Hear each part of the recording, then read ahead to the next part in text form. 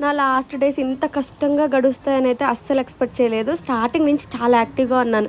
Even నాకు 4థ్ month దగ్గర దాకా కూడా తెలీదు నేను కన్సీవ్ అయ్యాను అని చెప్పి. కొన్ని స్ట్రగుల్స్ ఫేస్ చేసినా కానీ నేను కన్సీవ్ అని చెప్పి అప్పుడు ఐడియా లేదనమాట. అప్పటినుంచి కంటిన్యూ త్రూ ఔట్ యాక్టివ్‌గానే వండుకుంటూ వచ్చాను. ఎందుకంటే కొంచెం డల్ అయిపోతే మా అయ్యాన్ని చూసుకోవడం కష్టమైపోతది, ఇంట్లో చూసుకోవడం కష్టమైపోతది అని చెప్పి వీలైనంత వరకు యాక్టివ్‌గా ఉండడానికి ట్రై చేశాను.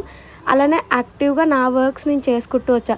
కానీ ఎండ్ ఆఫ్ ది డే లాస్ట్‌కి వచ్చేసరికి ఎంత కష్టంగా గడుస్తున్నాయంటే డేస్. ఈవెన్ నేను ఇట్లా ఏళ్ళ మీద లెక్క పెట్టుకుంటున్నాను అనమాట డెలివరీ డేట్. అంత కష్టం అయిపోతుంది. కూర్చోడానికి, వాక్ చేయడానికి, బ్రీతింగ్ తీసుకోవడానికి అసలు ఇంత కష్టంగా ఉంటదా అని అనిపించింది. నా ఫస్ట్ ప్రెగ్నెన్సీ అప్పుడు ఇంత కష్టంగా లేదు. బట్ ఉండేదాన్ని కొంచెం నీరసంగా, వీక్‌గా ఉండేది. కానీ ఇన్ని pains, back pain, legs pains, pelvis pains ఇవన్నీ ఏవి వచ్చేవి కాదు. ఇప్పుడైతే అసలు చాలా చాలా చాలా కష్టంగా ఉంటుంది. మొన్న హాస్పిటల్‌కి వెళ్ళామన్నమాట చెకప్‌కి నార్మల్‌గా. ఎప్పుడైతే 9థ్ మంత్‌లోకి ఎంటర్ అయిపోతామో అప్పుడు వీక్‌కి రమ్మంటారు కాబట్టి every week hospital visiting compulsory వస్తాయి. నా బాడీ నాకే వెయిట్ ఉంది అని అన్నట్టు అనిపిస్తుందనమాట. అంత కష్టంగా ఉంటుంది.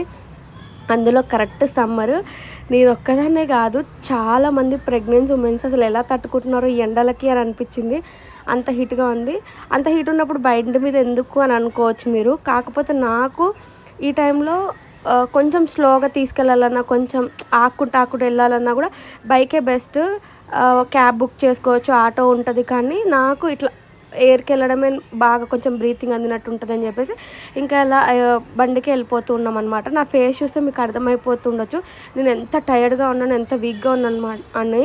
ఎవ్రీ ఒక హాఫ్ అన్ అవర్కి ఒకసారి నేను గుర్తు చేసుకోకుండా మా వారు గుర్తు చేసి అది తిను ఇది తిను అని చెప్పి ఏదో ఒకటి ఇస్తూనే ఉన్నారన్నమాట. ఎందుకంటే ఇంకా వీక్ అయిపోతుంది బాడీ అని చెప్పేసి. అలా చెకప్ కంప్లీట్ అయిపోయి ఇంటికి వెళ్ళిపోతున్నాము. ఇంటికి వెళ్ళే టైంకి కొంచెం యాక్టివ్ అయ్యాను. ఈ డ్రెస్ వచ్చేసి నేను ఇన్స్టాగ్రామ్ పేజ్ వాళ్ళే పంపించారు. డీటెయిల్స్ నేను అప్కమింగ్ వీడియోలో షేర్ చేస్తాను. ఎట్లయినా మీరు నా డ్రెస్ డీటెయిల్స్ అడుగుతారు కాబట్టి ఇది ఫీడింగ్ డ్రెస్ అనమాట. కానీ అసలు అట్లా లేదు కదా, చాలా కంఫర్టబుల్గా ఉంది కాటన్ది.